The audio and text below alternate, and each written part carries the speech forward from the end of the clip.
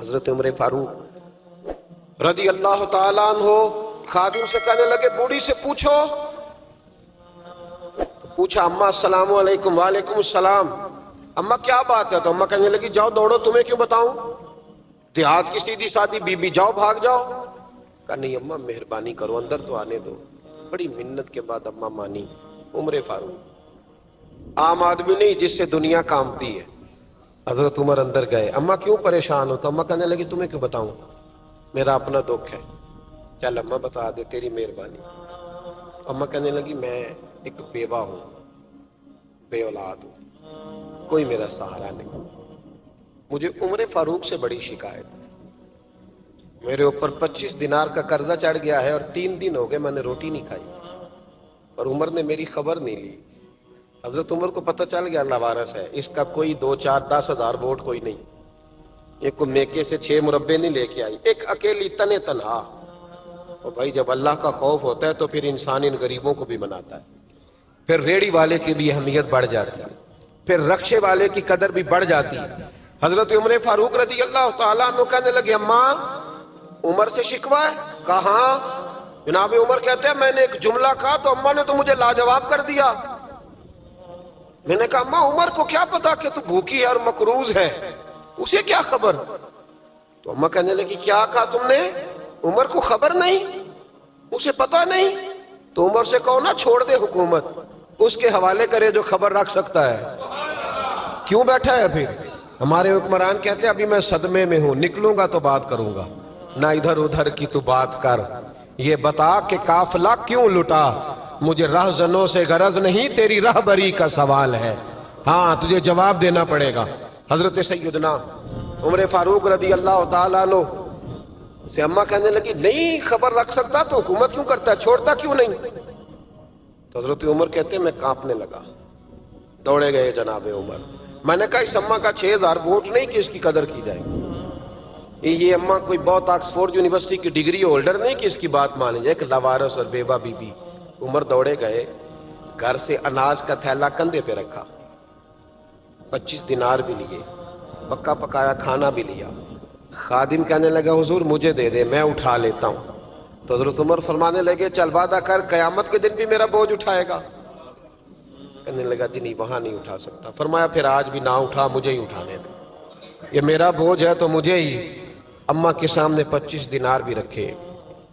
پھر اماں کو حضرت فاروق اعظم نے 2 مہینے کا راشن بھی دیا, پھر پکا پکایا کھانا بھی دیا. معمولی آدمی کی بات نہیں کر رہا, 24 لاکھ مربع میل کا حکمران. حضرت عمر مدینے میں بیٹھ کے کبھی للکار دیں تو کیسر و کسریٰ کی ٹانگیں کانپیں.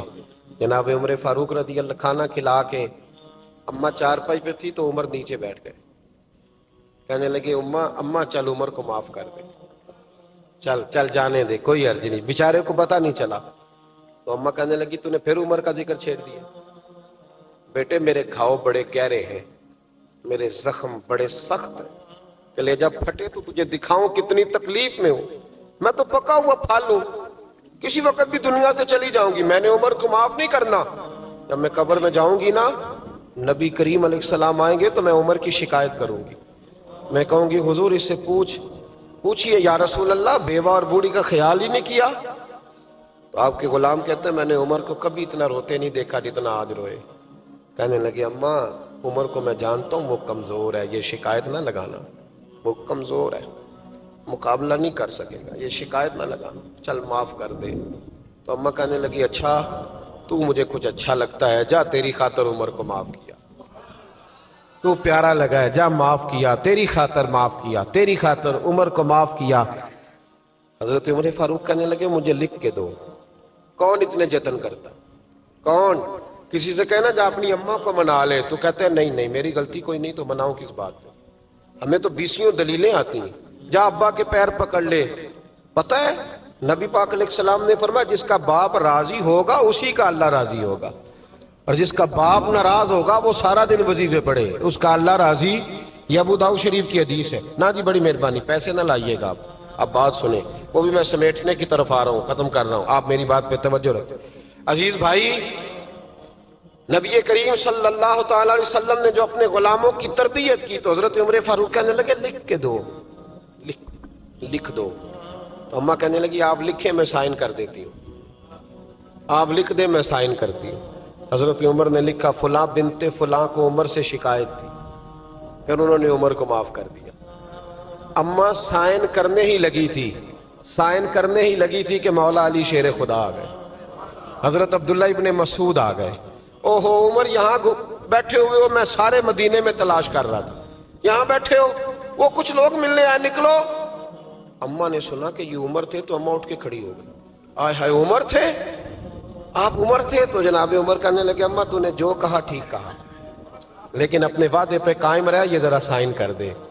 अम्मा ने साइन किए तो हजरत उमर फारूक फरमाने लगे अली आ गए हो तो बतौर गवाह तुम भी दस्तखत कर दो। अब्दुल्ला इब्ने मसूद तुम भी बतौर गवाह जब साइन हुए तो जनाब उमर ने रुक्का लपेटा और मौला अली शेर खुदा से फरमाने लगे अली ये रख लो, मुझे लगता है मैं तुमसे पहले दुनिया से जाऊंगा, और जब मैं पर्दा कर जाऊं ना तो ये रुक्का मेरे कफन में रख देना। अगर हुजूर अलैहिस्सलाम ने पूछा ना मेरी उम्मत के साथ क्या सलूक करके आए हो, तो रुक्का निकाल के कहूंगा या रसूलल्लाह एक बूढ़ी नाराज थी, मैं उसे भी राजी करके आया। हुजूर ये मैं राजी।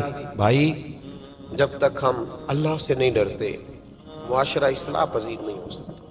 हजरत उमर फारूक रजी अल्लाह तआला अन्हु ना बाहर वालों का भी बड़ा सख्त हिसाब करते थे। बड़ा एक गवर्नर साहब ने लिबास बड़ा शानदार पहनना शुरू कर दिया था, तो हजरत उमर ने उतरवा के ना तो उन्हें टाट का लिबास पहना के तो ऊंट चराने की ड्यूटी दे दी थी। इतना सख्त एहतसाब करते। कसाई की दुकान पर भी 1-2 घंटे खड़े होते थे। जो आदमी मुसलसल 2 दिन गोश्त खरीदता था ना, फरमाते थे इसका टैक्स बढ़ा दो, लोगों को दाल नहीं मिल रही और ये रोज गोश्त खाता है। हजरत फारूक आजम उसको जजिया कहा जाता था, या कुछ और मामलात होते तो बढ़ा देते थे। मुसलसल जो 2 दिन आदमी गोश्त खाता था, फरमाते थे मदीने में गुर्बत है, अगर ये वाला निजाम तुम करोगे तो गरीब लोग किसकी तरफ देखेंगे। लेकिन उससे ज्यादा बढ़कर जो उनकी जिंदगी का म्यार और स्टेटस था वो ये था कि अपने घर का खास ख्याल रखते, खास तवज्जो करते। मुल्क शाम से और ईरान से कुछ लोग आपकी खिदमत में आए तो वहां से कुछ कनीजें भी आईं। उनके बादशाह पैगाम लेके शाह ईरान की कनीज को मलका ने कहा कि ना हजरत उमर की जौजा को देख के आना जरा किस तरह की है। हमारे मुल्क में क्या कहते हैं खातून अव्वल जी, खातून बाकी सारे दोनों में खातून अव्वल, जरा खातून अव्वल को देख के आना। तो वो जब आई ना घर में मिलने तो कहा कि मुझे मेरी मलका ने कहा था कि उमर की जौजा से अहलिया से मुलाकात करके आना। तो हजरत उमर की अहलिया ने ना एक जोड़ा कपड़ों का दे दिया मलका के लिए और एक खुशबू की शीशी दे दी। अब जब वो तोहफे वहां भेज गए तो उस मलका ने ना कुछ सोने का सामान भेजा, कुछ जेवरात भेजे, कुछ तहाइफ भेजे। जब हजरत उमर के घर आए ना, वो खादिम लेके आया, उसने कहा जी आपकी अहलिया ने तोहफे भेजे थे। तो जवाब में शाह ईरान की बीवी ने, यहाँ जिस मुल्क का वो सफीर था, उन्होंने भी ये भेजे। तो हजरत उमर फारूक ना वो तोहफे लेके घर गए तो जाके कहने लगे अपनी अहलिया से, ये तू कब से तोहफे तहाइफ भेजने लग गई है, ये कब से निजाम शुरू हो गया? तो कहा हुजूर तोहफा देना लेना तो ठीक है, सुन्नत है, मोहब्बत बढ़ती है, तो ये कोई कबाहत नहीं, और मैंने अपनी जाती इस्तेमाल के लिए जो चीजें रखी थी वो मैंने दी हैं। तो हज़रत उमर फारूक रज़ी अल्लाह तआला अन्हु फरमाने लगे हमने किसी मुल्क के साथ और उसके बादशाह के साथ जाती ताल्लुक नहीं बनाना, ताल्लुक जो भी बनेगा रसूलुल्लाह के दीन की बरकत से बनेगा। जाती रिश्ते नहीं हमने कायम करने। जाती आपके मुल्क की जो एयरलाइन जिसका हर साल खसारे का ढंढोरा पीटा जाता है ना, वो हमारे बादशाह साहब और सदर साहब अगर गैर मुल्कियों को घोड़ा कभी भेजना हो ना, घोड़ा, तो पूरा एक जहाज घोड़ा लेके तोहफे में जाता है, पूरा जहाज गरीब कौम का ये सरमाया। और कौम बड़ी बादशाह है, लाइनों में लाके वोट देती है। 2 काम हमेशा लाइन में लाके करने, एक बिल लाइन में लाके जमा कराना है और एक वोट लाइन में लाके, ताकि फिर पूरे 5 साल लाइन में ही लगे रहें। मर्जी से आप वोट देना, पर जो बात दुरुस्त है उसको सुनो। हजरत उमर फारूक रज़ी अल्लाह तआला अन्हु ने अपनी अहलिया से पूछा कितने का था वो तेरा जोड़ा और खुशबू की शीशी? उन्होंने कहा 3 दिनार की। फरमाया ये 3 दिनार तेरे और बाकी जो तोहफे आए हैं वो तू खुद कह, क्योंकि उसने तेरे नाम भेजे हैं। तू कह कि मैं माले गनीमत में देती हूं, तू कह मैं मुसलमानों को कह تو زوجہ ہنس پڑی, کہنے لگی میں نہ بھی کہوں تو مجھے کہنا تو پڑے گا ہی, کہنا تو میں نے ہے ہی, جو کہ سامنے عمر فاروق ہیں, لہذا پر میں کہہ دیتی ہوں میں نے دیا خزانے کو. حضرت عمر نے جمع کرا لیا. میں یہ کیا بات ہوئی, میرے گھر والے جو مرضی کریں, ان کا معیار زندگی جس طرح کا مرضی ہو. اور حضرت عمر ایک جملہ کہا کرتے تھے, اللہ کرے کہ یہ باتیں اس دور حاضر میں ہماری سمجھ میں آئیں. حضرت عمر فاروق رضی اللہ تعالیٰ عنہ اپنے بچوں کو فرمایا کرتے تھے کہ بہت آدمی کو بھوک لگی ہو نا, اور پھر اس کی پسند کا کھانا پکا ہو, تو اتنے شوق سے وہ اس کھانے کو دیکھتا ہے نا, فرمایا اس طرح پوری قوم اپنے بادشاہوں کے خاندان کو دیکھتی ہے, اس تیزی کے ساتھ دیکھتے ہیں کہ ان کے گھر میں کیا ہو رہا ہے, ان کا معیار زندگی کیا ہے, ان کا سٹیٹس کیا ہے. سیدنا فاروق اعظم رضی اللہ تعالی عنہ نے اپنے گھر کے اندر اپنے بچوں, آپ کے بچے دونوں کاروبار کے لیے مصر گئے, تو وہاں کے گورنر صاحب نے لوگوں سے, ایک بہت بڑا قافلہ گیا مدینے سے مصر تجارت کے لیے, جاتے ہیں نا آج بھی قافلے کئی ملکوں میں, تو یہ گئے تجارت کے لیے. تو حضرت عبداللہ ابن عمر اور حضرت عبید اللہ ابن عمر, حضرت عمر کے دونوں بیٹے گئے. جناب عمر فاروق کے بچے جب وہاں پہنچے تو مصر کے گورنر نے نا لوگوں کو تعارف کرایا کہ یہ عمر فاروق کے بیٹے ہیں. یہ حضرت یہ چودھری کے بیٹے کو کون بتاتا ہے کہ تو چودھری کا بیٹا ہے؟ باہر والے بتاتے ہیں, گھر والے جی. اور سیٹھ صاحب کے بیٹے کو کون بتاتا ہے کہ تو سیٹھ صاحب کا بیٹا ہے؟ اور مالک کو کون بتاتا ہے کہ تو مالک کا بیٹا ہے اور یہ کرایہ دار ہے؟ یہ کون بتاتا ہے؟ یہ سوچ ہم دیتے ہیں بچوں کو. چودھری اور کمی کی سوچ, امیر اور غریب کی سوچ, مالک اور کرایہ دار کی سوچ, گھر کے مالک کی اور کام کرنے والے کی سوچ, یہ ہم دیتے ہیں. یاد رکھنا, یہ ہم دیتے ہیں, یہ ہمارا مزاج ہے, یہ باہر سے نہیں آتی. تو کوئی شہزادہ ہے, تو سیٹھ ہے, تو نواب ہے, یہ سوچ باہر سے نہیں آتی. یہ اماں سوچ دیتی ہے, اماں, یہ ابا سوچ دیتا ہے. اور پھر جب تباہی اترتی ہے تو اس کے ذمہ دار بھی باہر والے نہیں ہوتے, گھر والے ہوتے ہیں. گھر والے, ہمارے بچوں کی طبیعتوں پر زیادہ نقش باہر والوں کا نہیں ہوتا, گھر والوں کا ہوتا ہے. یاد رکھیے گا. حضرت عمر فاروق رضی اللہ, بچے ہیں, شہزادے ہیں, وہ کاروبار کرنے گئے اور وہاں لوگوں نے بتایا گورنر صاحب نے کہ یہ فاروق اعظم کے بچے, امیر المومنین کے. لوگوں نے ان سے زیادہ مال خریدا, تجارت میں زیادہ نفع ہوا. ظاہر ہے کہ وہ آپ کے جو اللہ خیر کرے حکمران ہیں, ان کے کاروبار کتنے ملکوں میں ہیں, کس بنیاد پر ہیں؟ وہ صرف اس بنیاد پر کہ وہ حکمران رہے, ان کے لیے آسان تھا بڑے لوگوں سے تعلقات بنانا. حضرت عمر فاروق رضی اللہ تعالیٰ عنہ کے بچے ڈھیروں مال کما کے جب واپس آئے نا, تو حضرت عمر سے آ کے بچوں نے بطور محبت کا, ابا جی اللہ نے بڑا ہی فضل کیا ہے, بڑا مال کمایا الحمدللہ, یہ دیکھیں کتنا نوازا ہے. تو حضرت عمر کہنے لگے سارے قافلے نے اتنا ہی کمایا ہے, سارے قافلے نے اتنا ہی کمایا ہے؟ تو حضور نہیں, سارے قافلے نے اتنا نہیں کمایا, سب کو اتنا نہیں ملا. وہ تو وہاں گورنر صاحب نے لوگوں کو تعارف کرایا تھا کہ یہ عمر کے بچے ہیں, تو لوگوں نے پھر ہم سے بڑا ہی خریدا. تو حضرت عمر فرمانے لگے ٹھیک ہو گیا, میں بات سمجھ گیا ہوں, اس طرح کرو جو تمہاری اصل زر تھی نا, جو راز تھی, وہ رکھ لو, اور باقی سارا مال مال خزانہ میں جمع کرا دو. اس لیے کہ یہ تم نے تجارت نہیں کی, یہ تم نے اپنے باپ کا نام بیچا ہے, یہ تم نے امیر المومنین کے بیٹے ہونے کا فائدہ اٹھایا ہے. فرمایا یہ تمہارا نہیں حق, یہ مسلمانوں کا ہے, اس لیے کہ یہ مال تم نے محنت سے نہیں کمایا, یہ باپ کی کرسی کا فائدہ اٹھایا ہے. اور فرمایا اگر تم نے مال جمع نہ کرایا تو میں مال بھی لے لوں گا زبردستی, اور کوڑے بھی ماروں گا, ڈبل سزا دوں گا. مرضی سے جمع کراؤ گے تو کوڑوں سے بچ جاؤ گے. بڑے بیٹے نے تو جمع کرا دیا, تو چھوٹا تھوڑا پریشان ہوا. تو حضرت عبداللہ ابن عمر چھوٹے کا ماتھا چوم کے کہنے لگے بیٹے چپ کر کے جمع کرا, یہاں بھی فخر کر کے ہم عمر کے بیٹے ہیں, اور قیامت میں بھی فخر کریں گے کہ ہم فاروق اعظم کے بیٹے ہیں. یہاں بھی ناز کریں گے اور وہاں بھی ناز کریں گے کہ عمر کے بچے ہیں. ہمارے باپ نے خود بھی حلال ہی کھایا ہے, اور جب ہماری کمانے کی باری آئی ہے تو ہمیں حکم بھی حلال کھانے کا دیا. بھائی ہمارا مزاج نہیں. بچہ جب لے کے آتا ہے 2 لاکھ روپیہ تو کبھی پوچھے کہاں سے آیا ہے؟ جب وہ پہلے دن غلط دوستوں کے پاس جا کے بیٹھتا ہے تو کبھی نکالا ہے گھر سے اسے؟ یہ بہت سارے خمیازے ہمیں اس لیے بھگتنے پڑتے ہیں کہ ہم ابتدا میں سوراخ بند نہیں کرتے، جب اس میں شگاف پڑ جاتا ہے، سیلاب آتا ہے تو ہمیں ہوش آتی ہے۔ حضرت عمر نے اپنے گھر میں نگرانی رکھی، کڑی نگرانی۔ زیادہ نماز گھر میں پڑھتے تھے حضرت عمر، نفلی نمازیں زیادہ کیوں بلا؟ بھائی یاد رکھیں کہ آپ نے اگر سجدہ کرنا ہے تو بچہ لیٹ جائے گا، وہ اسے پتا کوئی نہیں سجدہ کیا ہے۔ لیکن جب گھر میں کبھی قرآن ابا جی کھول لیں نا، جب ابا جی کا موڈ بن جائے نا لیکچر دینے کا، وہ گھر میں شروع ہو جاتے ہیں، کہتے ہیں آپ لوگ نماز نہیں پڑھتے اس لیے میرے کاروبار میں برکت کوئی نہیں، تم سویرے قرآن پاک نہیں کھولتے تو میں تباہ ہو گیا۔ تو میاں آپ نے کب گھر میں قرآن پاک کھولا تھا؟ آپ نے کب نماز پڑھی؟ آپ نے کب گھر کے اندر اللہ رسول کا ذکر کیا تھا؟ آپ نے کب حدیث چھیڑی؟ آپ نے بھی تو گھر کے اندر جب بھی آپ آئے ہیں تو آپ نے وہی کچھ کیا جو دنیا دار کرتے ہیں۔ آپ بھی تو اپنا موبائل لے کے الگ کونے میں بیٹھ گئے۔ آپ نے بھی تو کہا ہے کہ اب تمہارے چینل ختم، اب میری مرضی والا چلے گا۔ تو جو آپ نے کیا ہے بچے بھی وہی کام کریں گے۔ آپ نے بھی گپ شپ لگائی ہے تو وہ بھی لگا رہے ہیں۔ یہ سمجھ لیں جو کام آپ کریں گے آپ اپنے بچوں کی سیرت میں اس کا جلوہ دیکھ لیں گے۔ بڑی پکی سی بات ہے کہ آپ کو بچے کی عادتیں دیکھ کے سمجھ آ جائے گی کہ میں بھی یہی کرتا تھا اور یہ بھی۔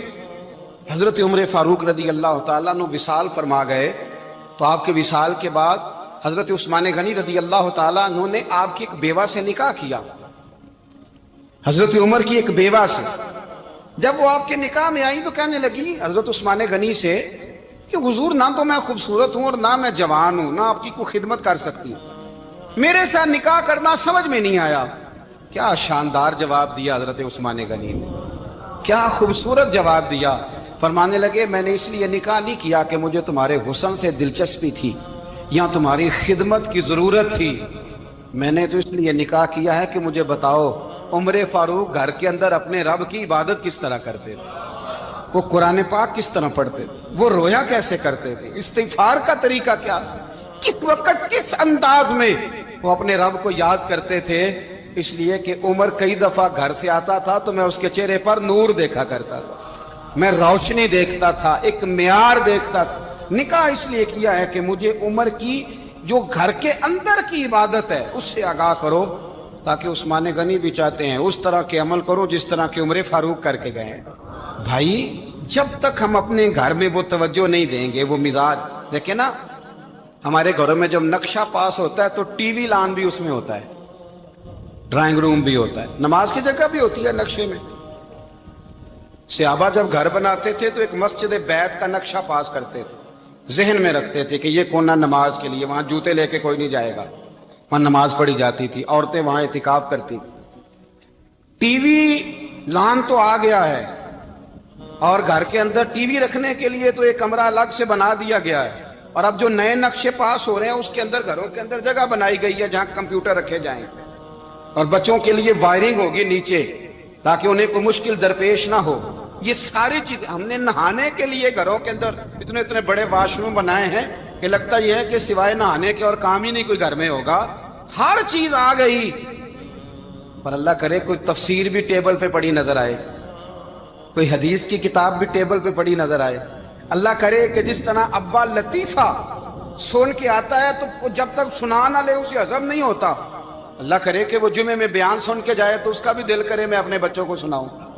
وہ نبی پاک کی کوئی حدیث کہیں سے سنے تو گھر جا کے سنائے۔ جب تک یہ معیار نہیں بنتا آپ کیسے توقع کرتے ہیں کہ گھر کے اندر اللہ کی رحمتیں نازل ہوں گی؟ آپ یہ کیسے توقع کرتے ہیں کہ گھر کے اندر وہ معیار اور وہ مزاج بنے گا؟ حضرت عمر فاروق نے ذاتی زندگی پر جو توجہ دی، گھر والوں کے معیار پر جو توجہ دی حضرت عمر فاروق رضی اللہ تعالیٰ عنہ نے، وہ بھی بڑی دیدنی ہے۔ حضرت ابو موسیٰ اشعری کو نا آپ نے وزیر خزانہ بنایا، وزیر خزانہ۔ تو حضرت ابو موسیٰ اشعری کہتے ہیں کہ حضرت عمر کو شیخ خزانے میں رہنے تو دیتے نہیں تھے۔ تو ایک دن میں صفائی کر رہا تھا اس کمرے کی جس میں خزانہ رہتا تھا۔ ہمارے تو ملک میں جو جاتا ہے وہ صفائی کر کے ہی جاتا ہے، اللہ خیر کرے۔ اور خیر معیار بدلتا ہے، جو پچھلی حکومت ہوتی ہے وہ قرضہ اٹھاتی ہے، وہ باہر سے جاتی ہے تو قرضہ لے کے آتی، اور جو نہیں آتی ہے وہ کہتی ہے ہمیں پیکج مل گیا ہے، وہ قرضہ نہیں اٹھاتے۔ ان کو کیا ملتا ہے؟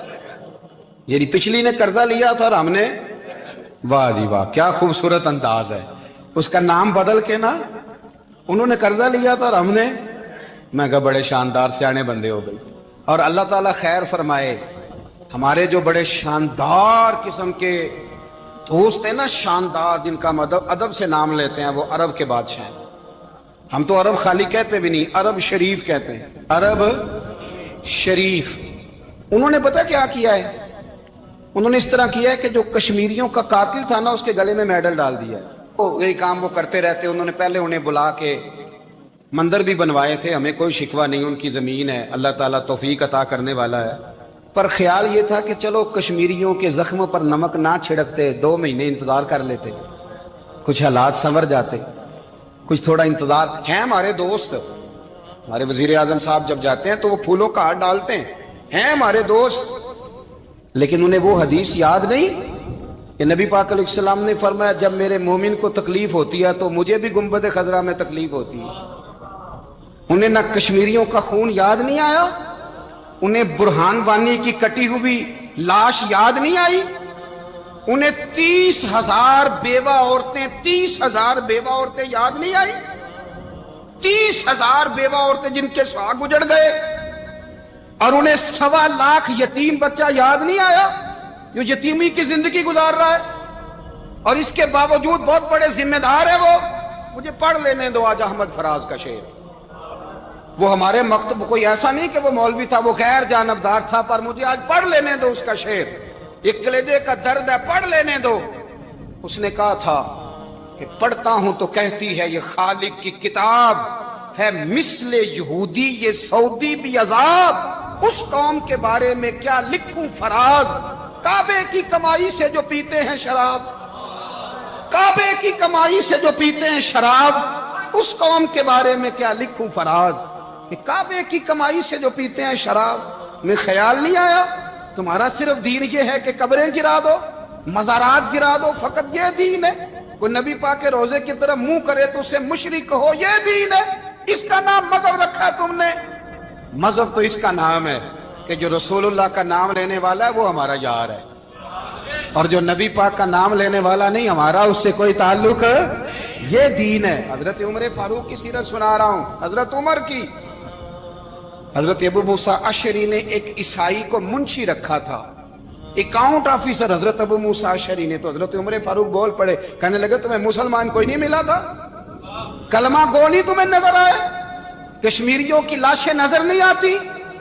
ان کا خون بہ رہا ہے، تباہی اتر رہی ہے، اور تم قاتل کو گولڈ میڈل پہنا رہے ہو۔ اور یاد رکھنا، جب مسلمانوں کی بچیاں روندی جاتی ہوں نا تو پھر اسلام امن کا درس نہیں دیتا، پھر اسلام جہاد کی بات کرتا ہے، پھر اسلام جہاد کی بات کرتا ہے، جہاد کی۔ وہ قومیں غیرت مند نہیں ہوتی کہ جن کے گھروں میں آگ لگی ہو اور وہ غیروں کو ہار پہناتی پھرے۔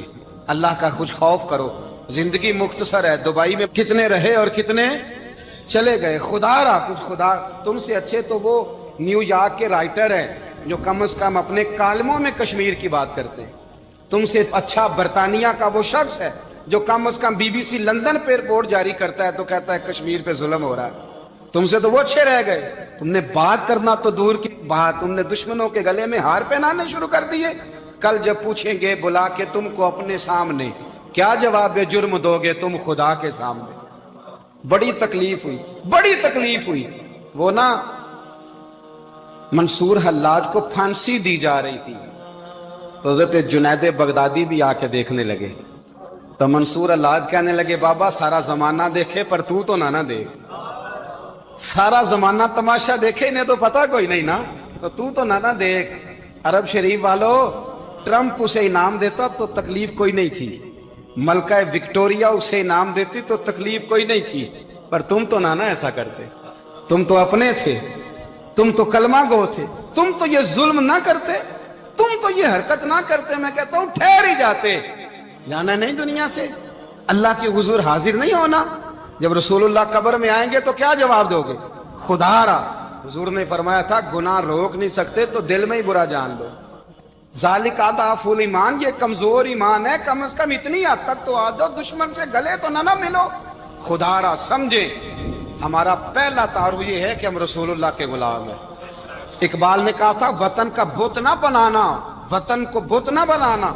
اقبال کہنے لگے ان تازہ خداؤں میں بڑا سب سے وطن ہے، جو پیرہن اس کا ہے وہ مذہب کا کفن ہے، اس لیے کہ بازو تیرا توحید کی قوت سے قوی ہے۔ اسلام تیرا دیس ہے، اسلام تیرا دیس ہے، کیونکہ تو مصطفی ہے، تو نبی پاک والا ہے، مصطفیٰ والا۔ اسلام تیرا دیس ہے، تو مصطفی ہے۔ امریکہ میں جو مسلمان رہتا ہے ہمارا بھائی ہے، اور پاکستان میں جو مرزائی رہتا ہے اس سے ہمارا کوئی تعلق نہیں ہے۔ حضرت عثمان غنی نے اپنے چچا کے بیٹے سے کہا تھا کہ تو کلمہ نہیں پڑھتا تو تیرا میرا رشتہ کوئی نہیں۔ بلال حبش سے آیا ہے پر میرے نبی کا غلام ہے تو سگے بھائیوں سے بھی آگے ہے۔ ہزاروں قومیں وجود میں آئیں دہر میں خوش کو تر کے رشتے سے، پر ہم نے بنیاد دوستی رکھی یاد خیر البشر کے رشتے سے۔ اپنی ملت پر قیاس اقوام مغرب سے نہ کر، خاص ہے ترکیب میں قوم رسول ہاشم۔ کچھ خیال کرے، پہلا تعارف دین ہے، اگر دین نہیں تو پھر کسی وطن کی کوئی ضرورت۔ اس لیے کہ پاکستان کا تصور اقبال نے پیش کیا نا، تو اقبال کہنے لگے ان تازہ خداؤں میں بڑا سب سے وطن ہے جس کو تم بت بنا کے پوجتے ہو۔ ہمارا وطن تو ہمیں جان سے زیادہ پیارا ہے، پر پہلے پاکستان نہیں، پہلے اسلام، پہلے اسلام تیرا دیس ہے، تو مصطفی ہے۔ تو آمدہ برسر مطلب حضرت عمر فاروق رضی اللہ تعالی عنہ۔ حضرت سیدنا ابو موسیٰ اشعری کہتے ہیں کہ میں نے نا صفائی کی، مال غنیمت کی میں نے صفائی کی، تو ایک دینار مجھے نا کہیں پڑا ہوا مل گیا، تو فرماتے ہمیں اجازت ہوتی تھی کہ ایک آدھ دینار ہم اپنی مرضی سے کہیں خرچ کر سکتے۔ تو حضرت عمر کے بیٹے گزر رہا تھا، تو حضرت ابو موسیٰ اشعری کہتے ہیں میں نے صفائی کی تو ایک دینار نکلا، تو میں نے وہ ایک دینار نا حضرت عمر کے بیٹے کو دے دیا۔ میں نے کہا لو بیٹا اپنے چچا کی طرف سے تحفہ۔ تو گھر جا کے انہوں نے حضرت عمر کو بتایا کہ چچا نے پیسے دیے ہیں، چھوٹے بچے تھے۔ حضرت عمر نے حضرت ابو موسیٰ اشعری کو بلا لیا اور بلا کے فرمانے لگے میں تو تمہیں اپنا دوست جانتا تھا اور تو نے میری اولاد کو ہی دنیا دار بنانا شروع کر دیا، میرے بچوں کو ہی تم نے دنیا دار پیسوں پہ لگانا شروع کر دیا، میں تو تمہیں یار سمجھتا تھا۔ فرمایا تمہیں چاہیے تھا میرے بیٹے کو نصیحت کرتے کہ بیٹا پیسوں سے رب راضی نہیں ہوتا، اس کی رضا والے کام کیے جائیں تو رب راضی ہوتا ہے۔ اور فرمایا تمہیں کوئی اور گھر نہیں ملا تھا تباہ کرنے کے لیے، میرا ہی گھر ملا تھا، اٹھاؤ اپنا دینار اور خبردار آج کے بعد میرے بچوں کے ساتھ یہ والی نیکی نہ کرنا۔ اور ہمارا کیا سٹیٹس ہے، دوستی ہے یہ اس سے جو تحفے زیادہ دے، جو بچوں کو خراب کرنے میں مدد زیادہ کرے اس کے ساتھ گرانا۔ حضرت عمر نے گھر پہ اور سب سے بڑھ کر اپنی ذات پہ توجہ کی۔ حضرت ابو مالک رضی اللہ تعالیٰ عنہ کہتے ہیں میں عمر کے پیچھے پیچھے ایک باغ میں گیا، اکثر اس باغ میں جایا کرتے تھے، اور عمر جا کے نا تو درخت کے نیچے بیٹھ گئے اور فرمانے لگے او امیر المومنین اللہ سے ڈر جا، ورنہ جس رب نے حکومت دی ہے وہ عذاب بھی بڑا دے گا، ڈر جا رب سے۔ کبھی ساری زندگی حضرت عمر نے اپنا کوئی تعارف نہیں کرایا، کبھی نہیں۔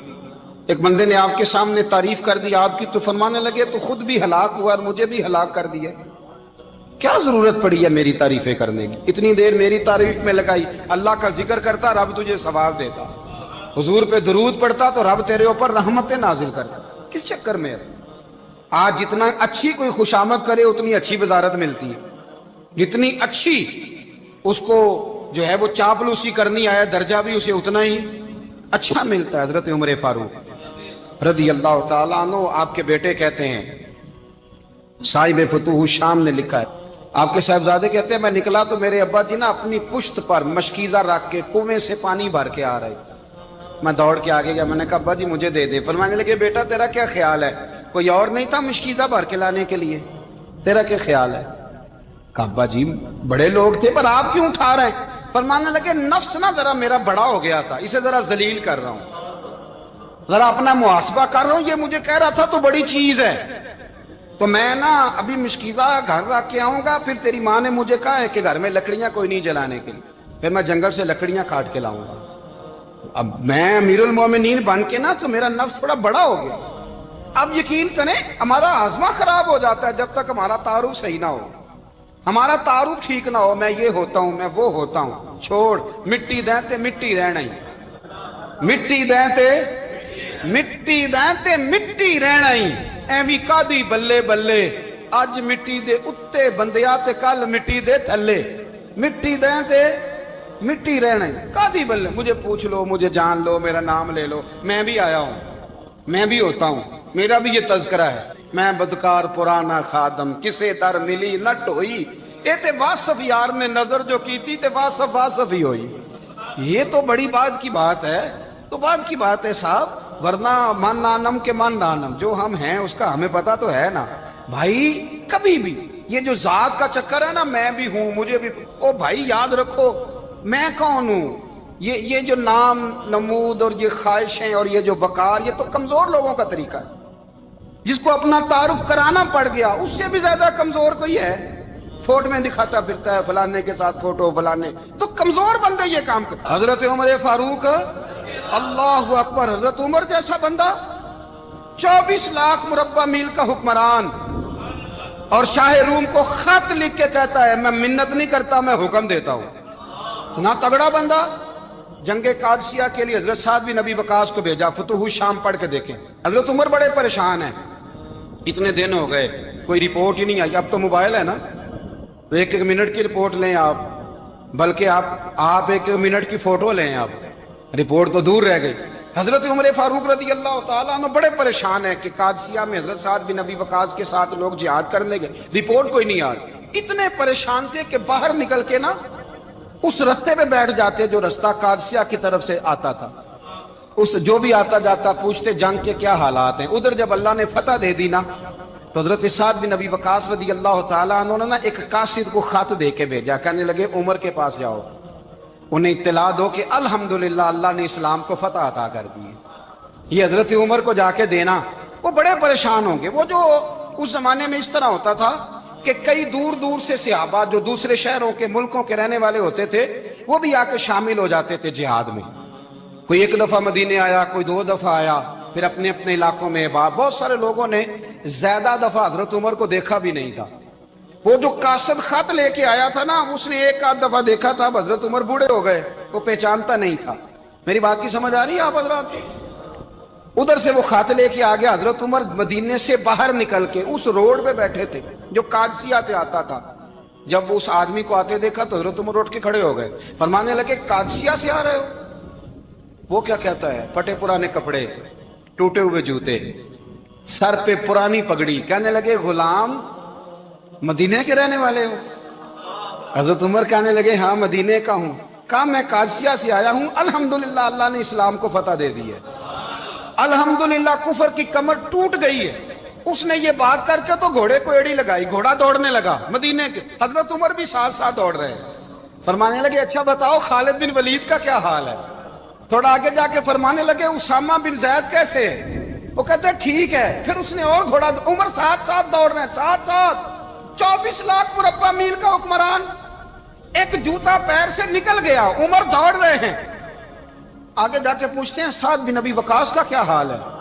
तो हुजूर वो भी ठीक है। कितने लोग मेरे शहीद हो गए मुसलमानों में से? कहने लगा सही गिनती का नहीं पता, ये लफ्ज अदा होते होते मदीने की सरहद आ गई। लोगों ने उमर को घोड़े के साथ दौड़ते देखा तो कहा अमीरुल मोमिनीन क्यों दौड़ रहे हैं? वो गुलाम छलांग लगा के नीचे आया, कदमों में बैठ गया। कहने लगा हुजूर आपने बताया ही नहीं आप अमीरुल मोमिनीन है। आप फरमाने लगे क्या बताता? मैं तो ऊंट चराने वाले का पुत्र हूं, क्या बताता? वो उमर हूं जिसने अपने गुनाहों का हिसाब देना है, क्या बताता? जो साद बिन नबी वकास को जिहाद पे भेज के खुद बुजदिलों की तरह घर में बैठा है, क्या बताता? कोई हैसियत नहीं, कोई तार। तूने अच्छा किया, तू तो मुजाहिद था, मुझे साथ साथ दौड़ाया, तूने अच्छा किया। जितने लोग थे चीखे मार के रोने लगे। हजरत फारूक आजम से कहने लगे उमर जब तक तेरे जलवे रहेंगे अल्लाह कामयाबियां ही अता फरमाएगा, जब तक तेरा रंग रहेगा अल्लाह ताला नवाजता ही रहेगा। कुछ नहीं, कभी अपना आप जाहिर ही नहीं किया। बहुत बड़े थे, बहुत बड़े थे हजरत उमर, बड़े थे, लेकिन सारी जिंदगी अपने मुहाज। हजरत अबू राफे गुलाम थे, कुरान पाक बड़ा सोना पढ़ते थे। हजरत उमर जब भी उन्हें मिलते कहते अबू राफे तो उमर से अच्छा है, कुरान बड़ा शानदार पढ़ता है। तो वो कहते हुजूर अगर मैं कुरान सही पढ़ता हूं तो आपको कुरान की तशरीह ज्यादा सही आती है, आप भी तो मुझसे अफजल हैं। तो आप फरमाते नहीं फिर भी तो मुझसे अफजल है। क्यों? इसलिए कि तू अपने गुलाम अपने आका की नौकरी भी ठीक करता है और रब की इबादत भी ठीक करता है। اور مجھے خالص صرف عبادت کرنی ہوتی ہے وہ بھی ٹھیک نہیں کر پاتا. ساری زندگی اپنا محاسبہ، ساری زندگی اپنے گریبان میں دیکھا، ساری زندگی اپنے آپ کو پرکھا، اپنے آپ کو ٹٹولا. 62 سال عمر بیت گئی. حضرت حذیفہ بن یمان ایک صحابی تھے. میرے نبی کریم علیہ السلام نا ان سے راز کی باتیں کرتے تھے. ہر بندے کا ہاضمہ ٹھیک نہیں ہوتا، سب سے راز کی بات نہیں کرنی چاہیے. حضرت حذیفہ بن یمان کہتے ہیں حضور راز کی باتیں بتاتے. مدینہ منورہ میں جو منافقین تھے ان کی لسٹ بھی نبی پاک نے حضرت حذیفہ بن یمان کو دی تھی. جب کوئی مشکوک آدمی مر جاتا نا تو صحابہ کہتے ہیں ہم دیکھتے اگر حضرت حذیفہ نے جنازہ پڑھا ہے تو ہم بھی جنازہ پڑھ لیتے. نبی پاک نے بھی کچھ جنازے نہیں پڑھے. ترمذی میں ہے فرمایا عثمان سے جو بغض رکھے اس کا جنازہ نہیں پڑھیں گے. حضرت حذیفہ بن یمان اگر جنازہ پڑھتے تو لوگ پڑھتے، وہ نہ پڑھتے تو لوگ جنازہ نہ پڑھتے. حضرت حذیفہ بن یمان کہتے ہیں جناب عمر فاروق کی خلافت کے آخری ایام تھے، کچھ دنوں کے بعد وہ شہید ہو گئے. فرماتے آدھی رات کا وقت تھا، میں گھر میں سویا تھا بڑا بے فکر، اچانک میرے دروازے پہ دستک ہوئی، میں گھبرا کے اٹھا. اتنی رات کو کون آیا؟ کہتے ہیں قربان جاؤں دروازے پہ گیا تو امیر المومنین فاروق اعظم دروازے پہ. میں نے کہا عمر کوئی حکم تھا تو مجھے بلا لیتے. کہنے لگے میں نا امیر بن کے نہیں آیا، تیرا ویر بن کے آیا ہوں. امیر المومنین کی حیثیت سے سرکاری کام سے بلاتا تو وہاں بلاتا، مجھے ایک ذاتی کام پڑ گیا. کہتے میں نے عمر کو گھر کی اندر بلا کے چارپائی پہ بٹھایا. میں نے کہا حضور میں غریب آدمی میں کیا آپ کے کام آ سکتا ہوں؟ تو کہتے ہیں انہوں نے نا مجھے ساتھ بٹھا لیا، پھر میرا ہاتھ پکڑ لیا. کہنے لگے تو عمر کو جانتا ہے؟ عمر جھوٹ نہیں بولتا. تو جانتا ہے؟ عمر وعدوں کا پکا ہے. کہا حضور جانتا ہوں. کہا میں اس وقت آیا ہوں جب دیکھ بھی کوئی نہیں رہا. حضرت حذیفہ بن یمان کہتے ہیں پریشان ہو گیا، حضور پہلیاں نہ بجھوائے، مہربانی کریں بتائیں کدھر آئے ہیں. حضرت عمر فاروق فرمانے لگے 62 سال کا ہو گیا ہوں، 63 میں چل رہا ہے، داڑھی سفید ہو گئی ہے، ال پک گیا، اٹھ فریدہ ستیا، داڑھی آ گئی پور، اگا نیڑے آ گئی، پیچھا رہ گئی دور. اب قبر اشر کا معاملہ صاف نظر آنے لگا ہے. کہا حضور مجھ سے کیا چاہتے ہیں؟ حضرت عمر رو پڑے. کہنے لگے آج میں عشاء کے بعد نکلا ہوں تو نبی پاک کے صحابہ مجھے نیک کہہ رہے تھے، پھر میں نے بچوں کی ماں سے اور بچوں سے بھی پوچھا ہے، وہ بھی مجھ سے راضی ہیں. پر حذیفہ تیرے ساتھ نبی پاک راز کی باتیں کرتے تھے، سچ بتا کہیں عمر کا نام منافقوں میں شامل تو نہیں؟ سچ بتا ان منافقین میں تو شامل نہیں، کہیں اوپر سے تو نہیں سارا کچھ؟ حضرت حذیفہ بن یمان کہتے ہیں میں باپ کے مرنے پہ اتنا نہیں رویا جتنا عمر کے سوال پہ رویا. میں قدموں میں بیٹھ گیا. میں نے کہا نہیں عمر یہ تو میں نے نہیں سنا، لیکن یہ میں نے نبی پاک سے ضرور سنا ہے کہ میرے بعد اگر کوئی نبی ہوتا تو عمر ابن خطاب ہوتا. یہ میں نے اپنے کانوں سے سنا ہے کہ عمر جس گلی سے گزرے شیطان رستہ بدل جاتا ہے. یہ میں نے اپنے کانوں سے سنا ہے کہ 950 سال حضرت جبریل جناب عمر کی شان بیان کریں تو پھر بھی بیان نہیں ہو سکتا. یہ میں نے ضرور سنا. دوستو ساری زندگی حضرت عمر نے اگر دوسروں کا محاسبہ کیا تو اپنا اور اپنے بچوں کا بھی کڑا خیال رکھا. اپنی ذات پر بڑی توجہ دی. جو لوگ اپنا بھول جاتے ہیں نا، ہمیں اپنی صحت کا بڑا خیال ہے لیکن اپنی روحانی زندگی کا کوئی خیال نہیں ہے، قلبی زندگی کا کوئی تصور نہیں ہے. آپ یقین کریں موٹا آدمی کمزور ہونے کے لیے جدوجہد کر رہا ہے، کمزور طاقتور ہونے کے لیے، لیکن جس کو کتنے دن بیت گئے اللہ رسول کی یاد میں رویا ہی نہیں، کتنے دن بیت گئے نہ سننے کو دل ہی نہیں چاہا، جسے مہینوں بیت گئے اور قرآن پاک کی طرف نظر ہی نہیں گئی، وہ فکر مند ہی نہیں. زندگی زندہ دلی کا نام ہے، مردہ دل کیا خاک جیا کرتے ہیں. بھائی حضرت عمر کی زندگی دور حاضر میں ہمیں یہ سبق دیتی ہے کہ کڑی نگرانی رکھو اپنے پودوں کی، کڑا خیال رکھو اپنے ذاتی باغ کا، اور یہ جو تمہارے دل کی دنیا ہے یہ تمہاری روح کی زندگی ہے، اس کا محاسبہ کرتے رہو. نبی کریم علیہ السلام نے فرمایا اپنا حساب خود کر لو قبل اس کے کہ تمہارا حساب کیا جائے. اپنا حساب بولیے، اپنا حساب.